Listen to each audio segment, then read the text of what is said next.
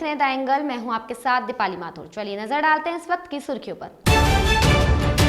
प्रधानमंत्री नरेंद्र मोदी ने भोपाल में जनजातीय गौरव दिवस को किया संबोधित, विपक्ष पर साधा निशाना। मेवाड़ दौरे पर मुख्यमंत्री अशोक गहलोत ने बीजेपी पर साधा निशाना, भाजपा दुर्भावना के साथ करती है काम। भाजपा के प्रदेश प्रवक्ता रामलाल शर्मा ने मंत्रिमंडल विस्तार को लेकर कसा तंज, कहा सूट सिलवा कर तैयार है दूल्हे लेकिन शपथ का पता नहीं।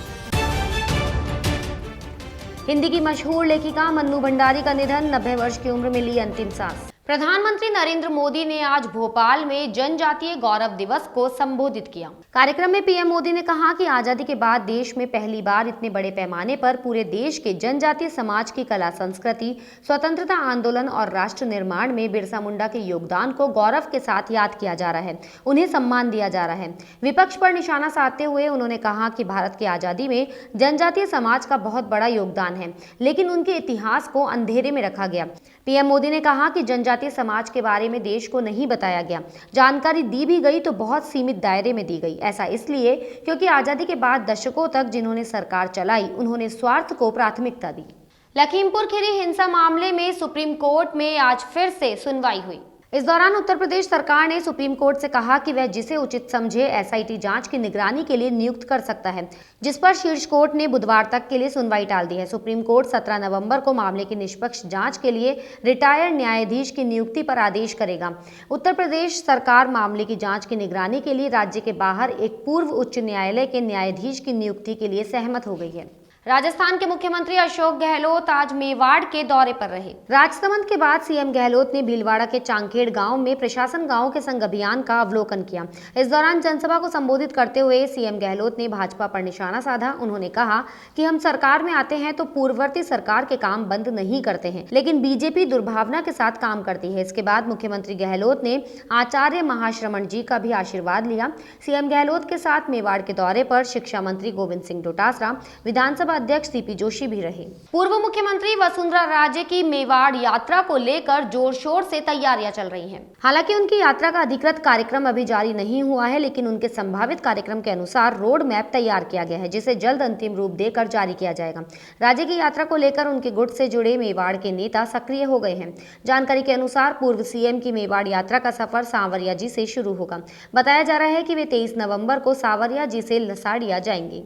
राजस्थान विधानसभा में उपनेता प्रतिपक्ष राजेंद्र राठौड़ ने गहलोत सरकार पर निशाना साधा है। राठौड़ ने कहा कि राज्य सरकार केवल घोषणाएं कर रही है, राजस्थान में किसी भी समस्या का निराकरण जमीनी स्तर पर नहीं किया जा रहा। कोरोना के दौरान डेथ ऑडिट करवाने की बात कहने वाली सरकार अब डेंगू के डंक के दौरान केवल आंकड़े छुपाने में लगी है। इसी के साथ उन्होंने कहा कि प्रदेश में बढ़ती महंगाई के लिए गहलोत सरकार की गलत नीतियां जिम्मेदार है।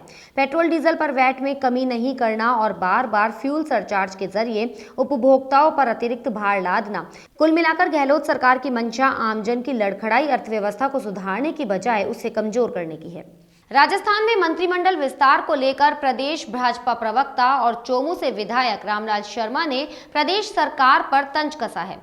रामलाल शर्मा ने कहा कि सरकार में शामिल होने वाले दूल्हों ने सूट सिलवाकर तैयार कर रखे हैं, लेकिन वे मंत्रिमंडल में शामिल होकर शपथ कब लेंगे। इसी के साथ उन्होंने कहा कि मुख्यमंत्री भी क्या करे, कभी राहुल गांधी, कभी प्रियंका गांधी तो कभी सोनिया गांधी से विचार विमर्श करना पड़ता है।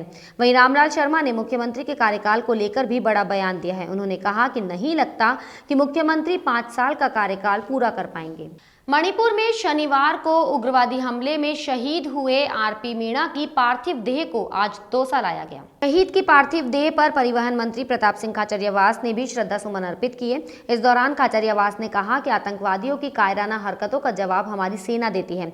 उन्होंने कहा कि आरपी मीणा आज हमारे बीच नहीं रहे, लेकिन एक संदेश दे गए हैं कि मैं रहूं या ना रहूं, लेकिन मेरा देश जरूर रहना चाहिए। पूरा देश फौज के साथ खड़ा है और उनका बलिदान कभी खाली नहीं जाता। एक ही संकल्प लेकर जाता है कि भारत मेरी माँ है और माँ के सम्मान के लिए, मेरे परिवार की सुरक्षा के लिए मेरा सब कुछ न्यौछावर कर दूंगा, लेकिन पीठ नहीं दिखाऊंगा। यही कारण है कि आतंकवाद इस देश में कुचला जा रहा है। किसी दुनिया में किसी पावर की हिम्मत नहीं है जो भारत की तरफ आंख उठाकर देख ले।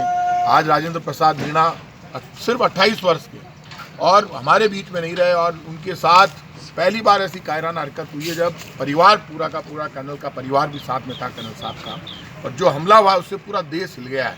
इसका मुंह तोड़ जवाब हमारी सेना दे रही है। पूरा देश सेना के साथ खड़ा है। देश का हर आदमी, हम सब अपना सब कुछ न्यौछावर करने को तैयार है, जान लड़ा देंगे, लेकिन अपनी भारत माँ के सम्मान के लिए हमारी फौज और पूरा देश कभी भी पीछे नहीं हटेगा। आतंकवादी कुछ भी कर ले, लेकिन इस देश में आतंकवाद का सफाया होना तय है। डीडवाना में फसल खराबे की गलत रिपोर्ट पर किसानों में भारी रोष है।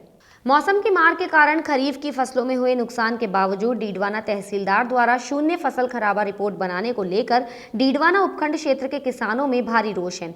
उन्होंने डीडवाना क्षेत्र के पटवारियों और गिरदावरों द्वारा दी गई रिपोर्ट को गलत बताते हुए उपखंड कार्यालय के समक्ष रोष जताया और मुख्यमंत्री के नाम उपखंड अधिकारी को ज्ञापन देकर फसलों की गिरदावरी दोबारा करवाने की मांग की है।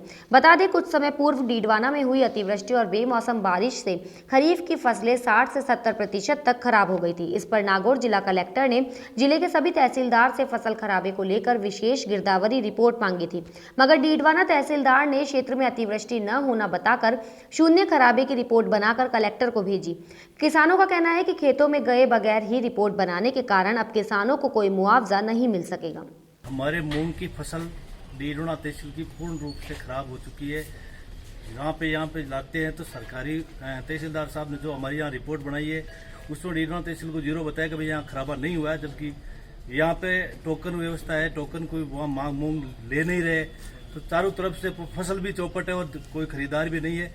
इस एवज में हम यहाँ पे ज्ञापन देने हैं एसडीएम साहब को कि हमारी जो मूंग खराब हुई है उसकी हमें भरपाई मिले और उचित इसके खिलाफ तहसीलदार साहब के खिलाफ एक्शन लिया जाए। राजस्थान में आगामी दिनों में मौसम में बदलाव होने वाला है। मौसम विभाग के अनुसार आने वाले दिनों में प्रदेश के कई इलाकों में पूर्वी हवाएं प्रभावित होंगी। इसके कारण 17 नवंबर से दक्षिणी पूर्वी राजस्थान के कुछ भागों में मेघ गर्जन के साथ कहीं कहीं बारिश होने की संभावना है।